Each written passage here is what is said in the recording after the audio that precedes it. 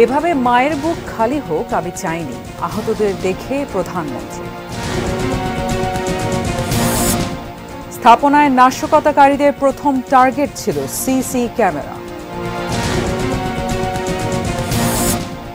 গুজব ঠেকাতে ভূমিকা রাখতে পারে মূলধারার গণমাধ্যম, বলছেন বিশ্লেষকরা। ট্রাম্পের সঙ্গে কামালার জনপ্রিয়তার ব্যবধান কমছে, জনমত জরিপেও এগিয়ে। জমকালো আয়োজনে প্যারিসে শুরু অলিম্পিক্সের ৩৩তম আসর। Sponsored by Abiba Finance Limited.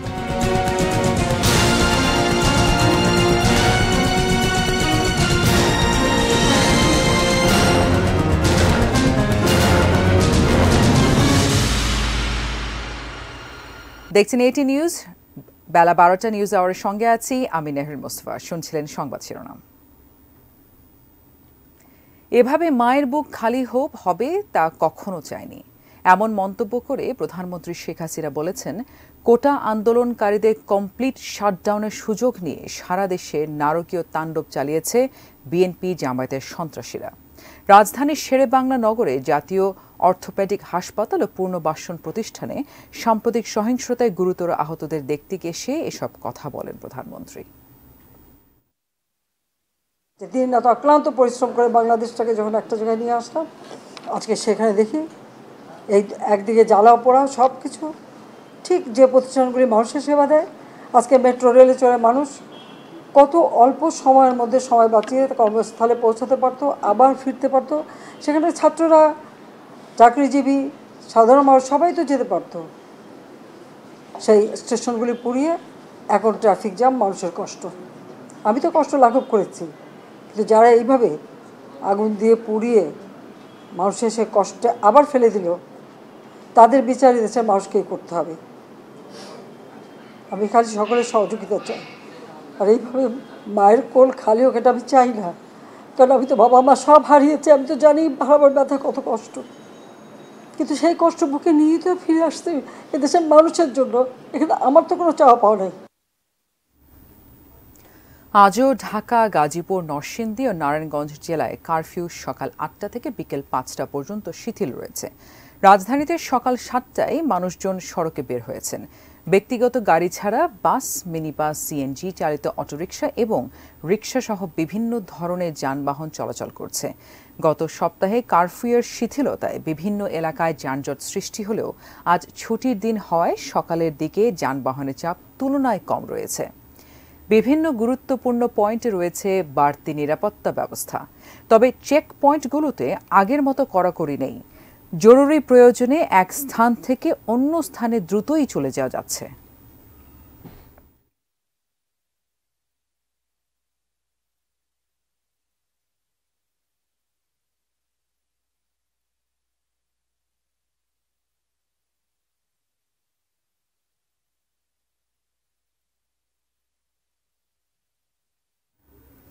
নয় ঘণ্টা কারফিউ শিথিল, ছুটির দিনেও রাজধানীতে বেড়েছে কিছুটা কর্মব্যস্ততা।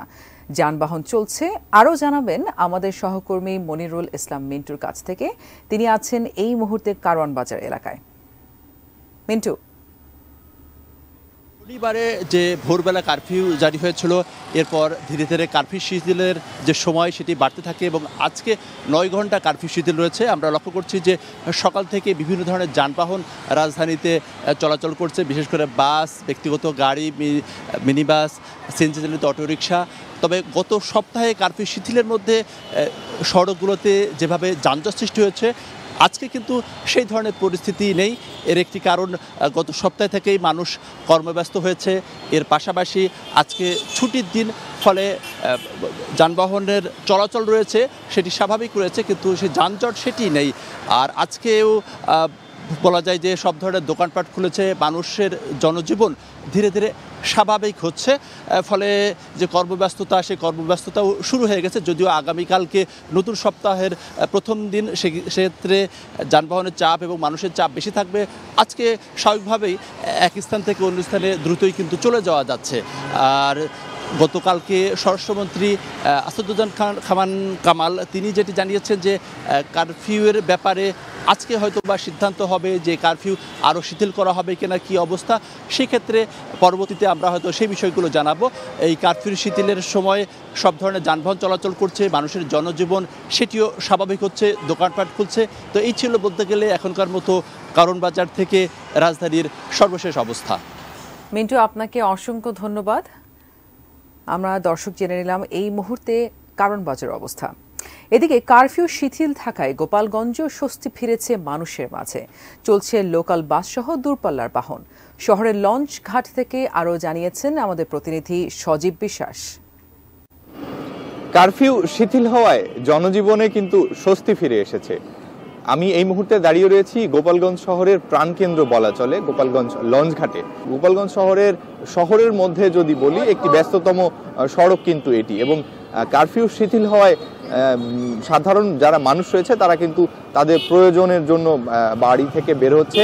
যদিও আজকে শনিবার, তারা কিন্তু বাজার ঘাটে যাচ্ছেন এবং বাজার ঘাটেও কিন্তু মানুষের ব্যাপক উপস্থিতি দেখা গিয়েছে। এবং কারফিউ গোপালগঞ্জে শিথিল করা হয়েছে সকাল 6টা থেকে রাত 9টা পর্যন্ত কিন্তু কারফিউ শিথিল করা হয়েছে, এবং বাকি সময় কিন্তু কারফিউ বহাল রয়েছে। এবং কারফিউ আইন মানতে কিন্তু মাঠে রয়েছে বিজিবি, সেনাবাহিনী এবং পুলিশ সদস্যরা কিন্তু মাঠে রয়েছে। এবং আমরা দেখেছি যে সকালে যে সকল দূরপাল্লার বাস গোপালগঞ্জ থেকে ছেড়ে যায়, বা ঢাকাগামী বাস বা খুলনাগামী বাস, দূরপাল্লার যানবাহন কিন্তু চলাচল করছে, এবং এর সাথে সাথে কিন্তু যে সকল লোকাল বাস বা লোকাল সার্ভিস রয়েছে সেগুলোও কিন্তু চলছে। সবকিছু মিলিয়ে জনজীবনে এক প্রকার স্বস্তি ফিরে এসেছে। তো এই ছিল আমার কাছ থেকে গোপালগঞ্জের কারফিউ শিথিলের সর্বশেষ। গণপরিবহন চলায় বন্দর নগরী চট্টগ্রামে জনসাধারণের মাঝে স্বস্তি ফিরে এসেছে। পোর্ট কানেক্টিং সড়ক থেকে বিস্তারিত জানিয়েছেন আমাদের সহকর্মী মনিরুল ইসলাম পারভেজ। সহিংসতার পর আমরা দেখতে পেয়েছি ধীরে ধীরে পরিস্থিতি স্বাভাবিক হচ্ছে এবং জনজীবনে যে স্বস্তি সেটি কিন্তু ফিরে এসছে। অর্থাৎ আস্তে আস্তে যে কারফিউ সেটি শিথিল করা হচ্ছে। যেমন আজকে সকাল 6টা থেকে রাত 8টা পর্যন্ত কারফিউ শিথিল করা হয়েছে, যেটি গতকালকেও ছিল 6টা থেকে 6টা এবং এর আগের দিন ছিল 6টা থেকে 5টা। এভাবে করে এখন কারফিউ যেটি সেটি শিথিল করা হচ্ছে। তবে এখনো মাঠে সেনাবাহিনী রয়েছে এবং জনগণের যে স্বস্তি সেটি ফিরে আসে না পর্যন্ত সেনাবাহিনী মাঠে থাকবে বলে জেলা প্রশাসন আমাদেরকে জানিয়েছেন। তবে এখানকার সাধারণ জনগণ বলছেন যা ওনারা এই ভীতিকর পরিস্থিতি চায় না। সরকার এবং জনগণ যাতে দুই পক্ষে অবস্থান না করে সেখানে কোনো পরিস্থিতি সৃষ্টি না হয় সেই দাবিটি জনগণ জানিয়েছেন। এখন গণপরিবহন প্রচুর থাকার কারণে মানুষকে অফিস যেতে আর ভোগান্তিতে পড়তে হচ্ছে না এবং সবকিছু ধীরে ধীরে স্বাভাবিক হয়ে আসছে। চট্টগ্রামের যে গণপরিবহনের সংখ্যা বাড়ার কারণে চট্টগ্রামের জনসাধারণের যে জনমনের যে স্বস্তি সেটি কিন্তু ফিরে আসছে। তো পিসি রোড থেকে আমার কাছে এই জনগণের যে ভোগান্তি কমে যাচ্ছে এবং স্বস্তি ফিরে আসছে, এ নিয়ে এতটুকুই রয়েছে। আন্দোলনের নামে যেসব জায়গায় ধ্বংসযজ্ঞ চালানো হয়েছে আগেই সেগুলো টার্গেট করেছিল দুর্বৃত্তরা, আর সব স্থাপনায় তাদের প্রথম টার্গেট ছিল সিসিটিভি ক্যামেরা। ক্ষতিগ্রস্ত স্থাপনাগুলো ঘুরে বাকিটা জানাচ্ছেন সাব্বির আহমেদ। কোটা সংস্কার আন্দোলনের নামে বিভিন্ন সরকারি স্থাপনায় ভাঙচুর ও অগ্নিসংযোগ করা হয়েছে। আগুন দেওয়ার সময় হামলাকারীদের প্রথম টার্গেট ছিল ভবনের সিসি ক্যামেরা। মহাখালীর দুর্যোগ ব্যবস্থাপনা অধিদপ্তরে 53টি গাড়িসহ পুরো ভবনে আগুন দেয়া হয়। এ সময় শুরুতেই সিসি ক্যামেরা ভেঙে ফেলে হামলাকারীরা, বিচ্ছিন্ন করে দেয় পুরো ভবনের ক্যামেরা কানেকশন। আমাদের সিসি ক্যামেরা বহু তারা বিভিন্ন জায়গার জন্য ছিল, বিভিন্ন জায়গায় সেট করা ছিল, তারা ভেঙে ফেলেছে। মেয়র মোহাম্মদ হানিফ ফ্লাইওভার ও এক্সপ্রেসওয়ের টোল প্লাজায় আগুন ধরিয়ে দেয় দুর্বৃত্তরা। এসব জায়গাতেও প্রথম টার্গেট ছিল সিসি ক্যামেরা, পরে টোল প্লাজার অনেক বুথও তুলে নিয়ে গেছে হামলাকারীরা। রিপেয়ারের কিছু নাই, অ্যাকচুয়ালি সব নতুন করে ইনস্টলেশন করতে হবে। করতে গেলে আমাদের মিনিমাম 2 থেকে 3 মাস সময় লেগে যাবে। বিটিভি ভবনেও একইভাবে সিসি ক্যামেরায় আগে ভাঙচুর করা হয়, পরে আগুন দেয়া হয়। সেতু ভবনের প্রায় চতুর্পাশেই ছিল সিসি ক্যামেরার আওতায়। ভেতরে থাকা আনসার ক্যাম্প থেকে শুরু করে প্রবেশপথে ছিল অত্যাধুনিক ক্যামেরা, কিন্তু এই ভবনেরও সিসি ক্যামেরাগুলো ভেঙে ফেলে দুর্বৃত্তরা। কেটে ফেলা হয় অনেক ক্যামেরার সংযোগ। তারপর শুরু হয় আগুনের হোলি খেলা। ছিল বড় সিসি ক্যামেরা, ওই সাইডে ছিল সিসি ক্যামেরা, ওইখানে ছিল সিসি ক্যামেরা, মানে এর ভিতরে পুরো জায়গায় সিসি ক্যামেরা ছিল, ওই গেটের ওইখানে ছিল একটা। গোয়েন্দারা বলছেন পরিচয় গোপন করতে তারা সিসি ক্যামেরা ভাঙলেও নানা উপায়ে তাদের ছবি সংগ্রহ করছেন তারা, তাই কেউ পার পাবে না। সিসিটিভি না পেলেও অনেকজন গোয়েন্দা ছিল, তারাও ছবি তুলেছে, সবকিছু মিলে তথ্য প্রমাণ আমাদের আছে। এই ধ্বংসযজ্ঞ দেখে মনে হতেই পারে এটি যুদ্ধবিধ্বস্ত কোনো একটি ভবন, কিন্তু আসলে এটি বাংলাদেশের একটি গুরুত্বপূর্ণ স্থাপনা, সেতু ভবন। এই অবস্থা দেখে বোঝাই যাচ্ছে যে বা যারা এসব হামলা চালিয়েছে তারা কতটা পরিকল্পিতভাবে এসব তাণ্ডবলীলা চালিয়েছে। তাদের অপেক্ষা ছিল শুধুমাত্র একটি সুযোগের, আর সাধারণ ছাত্রদের উপর ভর করে তারা পেয়ে যায় সেই সুযোগ, চালায় ধ্বংসের তাণ্ডবলীলা। Sabbir Ahmed, ATN news, Dhaka. Facebook সহ সামাজিক যোগাযোগ মাধ্যম আপাতত বন্ধ, কিন্তু বন্ধ নেই গুজবের রটা। কোটা সংস্কার আন্দোলন ঘিরে এরই মধ্যে ছড়িয়েছে গুজবের নানা ডালপালা।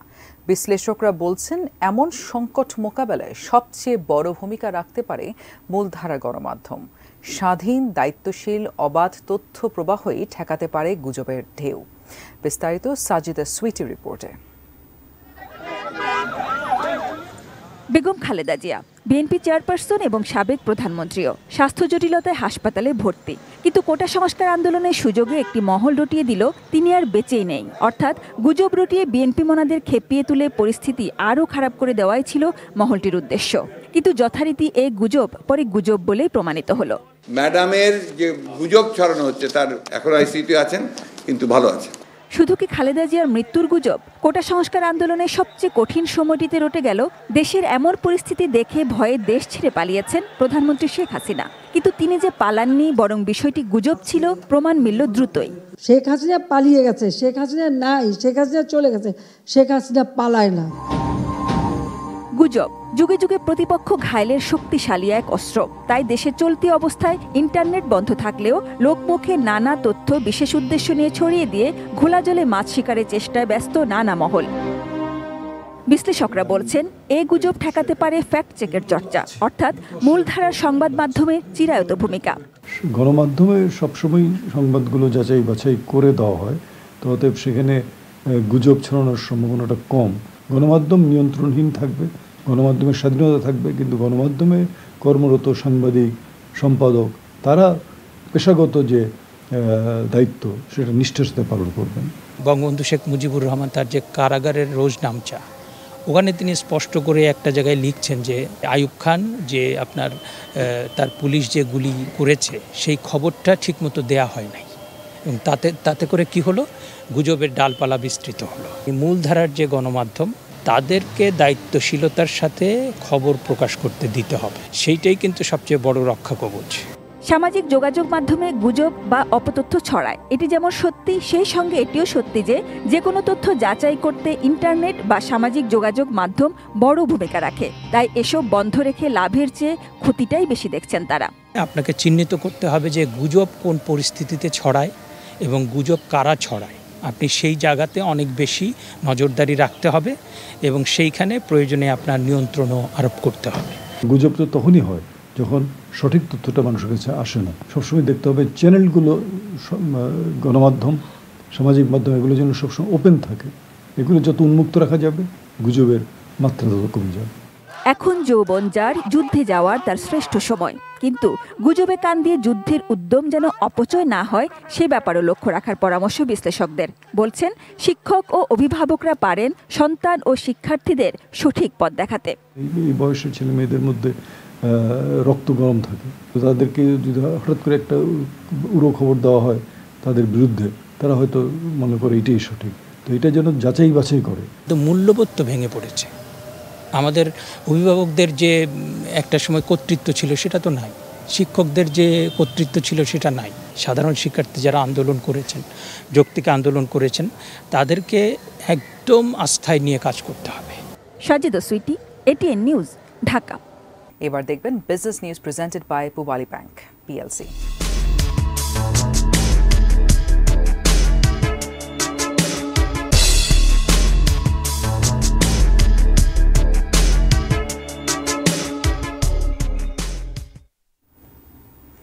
গতি ফিরছে অর্থনীতিতে, খুলেছে ব্যাংক ও আর্থিক প্রতিষ্ঠান।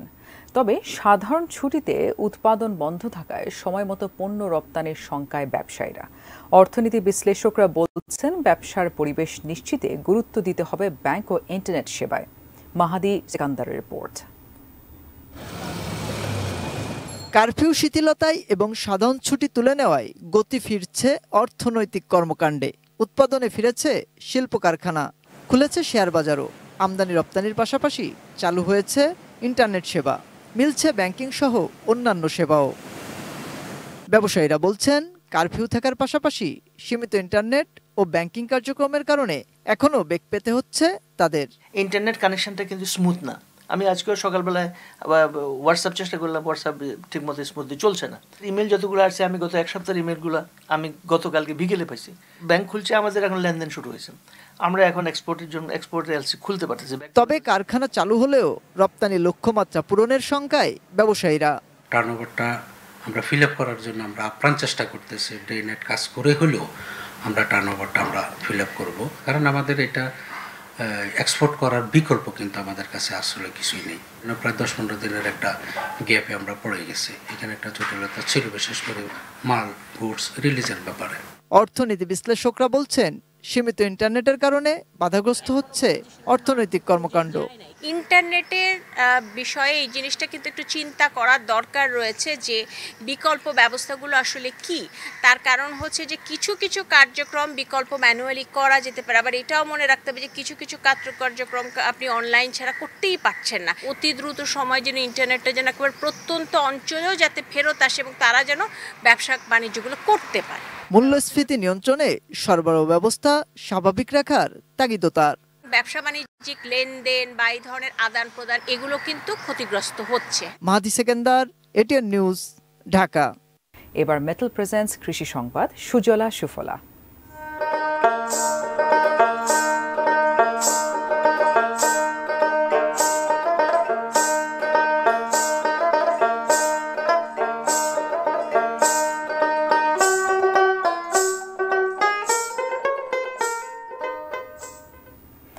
কোটা সংস্কার আন্দোলন, সহিংসতা ও দেশজুড়ে চলমান কারফিউর কারণে ব্যাপক ক্ষতিগ্রস্ত হয়েছে চাঁপাইনবাবগঞ্জের আম বাগানি ও ব্যবসায়ীরা। বাজারে আম পাঠাতে না পারায় বাগানে আম পচে নষ্ট হয়েছে। চাঁপাইনবাবগঞ্জের সব মিলে লক্ষাধিক মানুষ আম ব্যবসায় জড়িত। জেলা কৃষি অ্যাসোসিয়েশনের তথ্য অনুযায়ী গত 10 দিনে সারা দেশের বিভিন্ন বাজারে 35,000 মেট্রিক টন আম যাওয়ার কথা ছিল। 250 কোটি টাকার বেচাকেনা হওয়ার কথা থাকলেও চলমান পরিস্থিতির কারণে 100 কোটি টাকার ক্ষতি হয়েছে বলে দাবি সংশ্লিষ্টদের। তবে পরিস্থিতি স্বাভাবিক হওয়ার পর বাগানি ও ব্যবসায়ীরা ক্ষতিটা কিছুটা পুষিয়ে নিতে পারবেন বলে আশা কৃষি বিভাগের।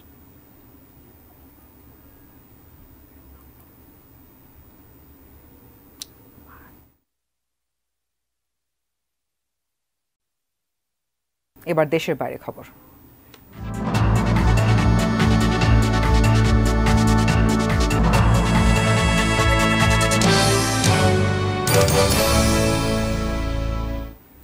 মাত্র কয়েক দিনের নির্বাচনী প্রচারে জনপ্রিয়তায় এগিয়ে গেছেন ডেমোক্রেটিক পার্টির সম্ভাব্য প্রেসিডেন্ট প্রার্থী কামালা হ্যারিস।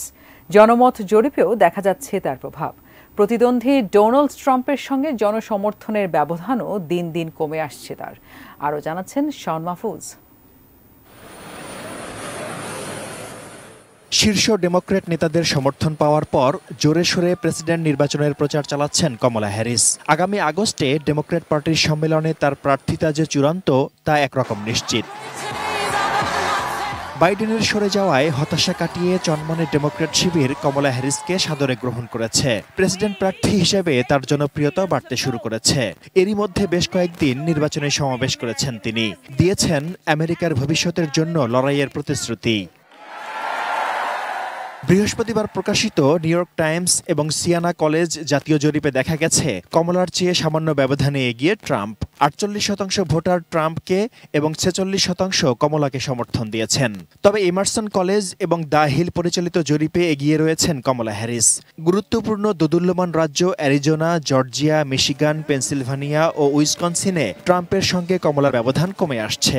উইসকনসিন ব্যতীত বাকি 5 রাজ্যে কমলার চেয়ে সামান্য ব্যবধানে এগিয়ে রয়েছেন ট্রাম্প। উইসকনসিনে দুজনে সমানে সমান।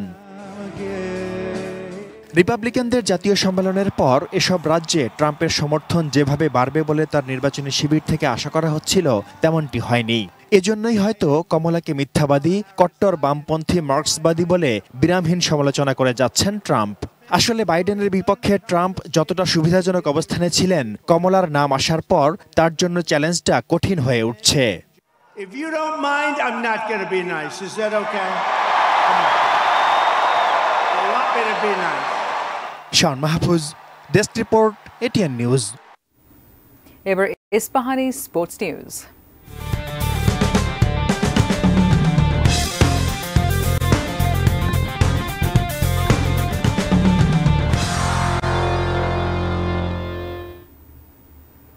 প্যারিসে শুরু হলো গ্রেটেস্ট শো অন আর্থ, খ্যাত অলিম্পিক্সের 33তম আসর। আয়োজক ফ্রান্স দেখালো কতটা জমকালো হতে পারে উদ্বোধনী অনুষ্ঠান। প্রথা ভেঙে প্যারিসের সেন নদীতে মার্চ পোস্ট। অলিম্পিক্সের মূল আদর্শের কথা মাথায় রেখে আন্তর্জাতিক সংস্কৃতির সঙ্গে স্থানীয় সংস্কৃতির মেলবন্ধনে এক অপূর্ব আয়োজন। পুরো 4 ঘন্টা মেতে রইল সারা বিশ্ব।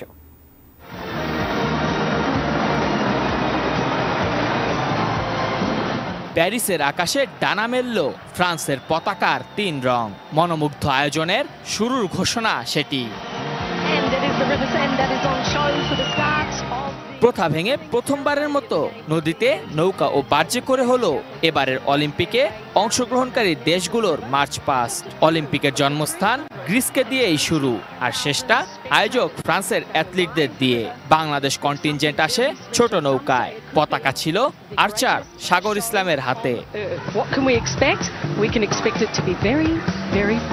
মার্চ পাস্টের পুরোটা সময় সেইনের পারে হয়েছে নাচ, গান আর সংস্কৃতির প্রদর্শনী।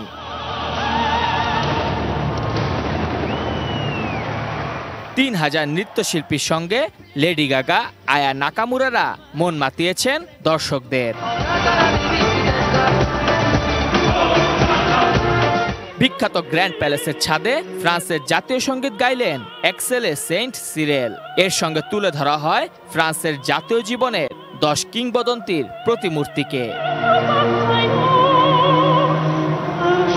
ধাতব ঘোড়ায় চেপে এরপর যেন আসলেন মুক্তিকামী বীরকন্যা জোয়ান অফ আর্ক। সেন নদীর বুক চিরে আইফেল টাওয়ারের পাশে উদ্বোধনের মূল মঞ্চে পৌঁছে দিলেন অলিম্পিকের পতাকা। পরে এই মঞ্চেই এবারের অলিম্পিকের উদ্বোধনের ঘোষণা দেন ফ্রান্সের রাষ্ট্রপতি Emmanuel Macron. Célébrant la 33e Olympiade des temps modernes. উদ্বোধনী মঞ্চে অলিম্পিক মশাল বহন করেছেন ফুটবল কিংবদন্তি জিনেদিন জিদান, টেনিস তারকা রাফায়েল নাদাল। এছাড়া ফ্রান্সের পদকজয়ী সব অলিম্পিয়ানের হাত ঘুরেছে অলিম্পিকের মশাল।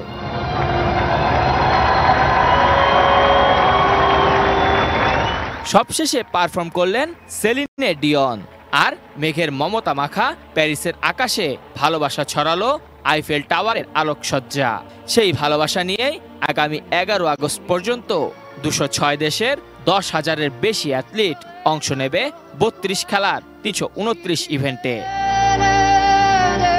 মেহেদি Hasan Munna, sports desk, ATN News. FIFA tier 1 দ্বিতীয় প্রীতি ম্যাচে আজ ভুটানের মুখোমুখি হবে বাংলাদেশের মেয়েরা। থিম্পুর চ্যাংলি মিথ্যাং স্টেডিয়ামে ম্যাচটি শুরু হবে বাংলাদেশ সময় সন্ধ্যা 6টায়। অক্টোবরে নেপালের কাঠমান্ডুতে অনুষ্ঠিত হবে নারী সাফ চ্যাম্পিয়নশিপ। তার আগে ভুটানের বিপক্ষে 2টো প্রীতি ম্যাচ খেলেছে বাংলাদেশ। লক্ষ্য সাফের শিরোপা ধরে রাখার মিশনে নামের আগে নিজেদের পরোক্ষ করে নেবার। সেই লক্ষ্যে কিছুটা হলেও সফল সাবিনারা, কেননা প্রথম ম্যাচেই স্বাগতিকদের উড়িয়ে দিয়েছেন 5-1 গোলে।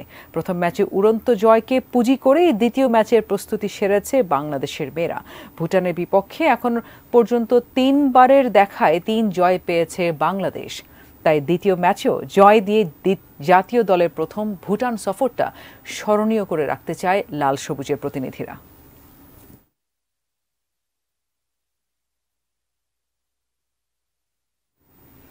এবার এক নজরের শিরোনামগুলো জানিয়ে দিচ্ছি আরও একবার। এভাবে মায়ের বুক খালি হোক আমি চাইনি, আহতদের দেখতে গিয়ে প্রধানমন্ত্রী।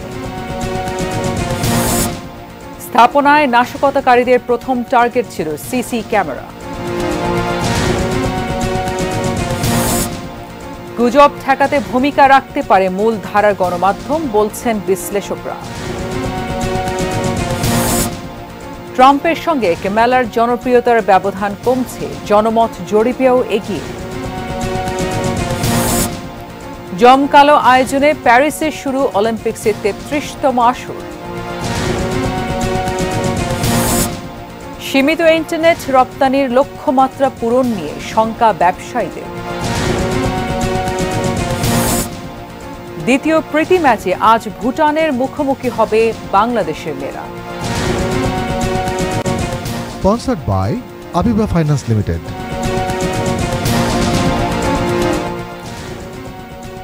এই ছিল নিউজ আওয়ার। এটি নিউজের সব খবর জানতে ভিজিট করুন www.atnnewstv.com। এছাড়া চোখ রাখুন এটি নিউজের ইউটিউব ও ফেসবুক পেজে। সঙ্গে থাকুন, দেখতে থাকুন এটি নিউজ।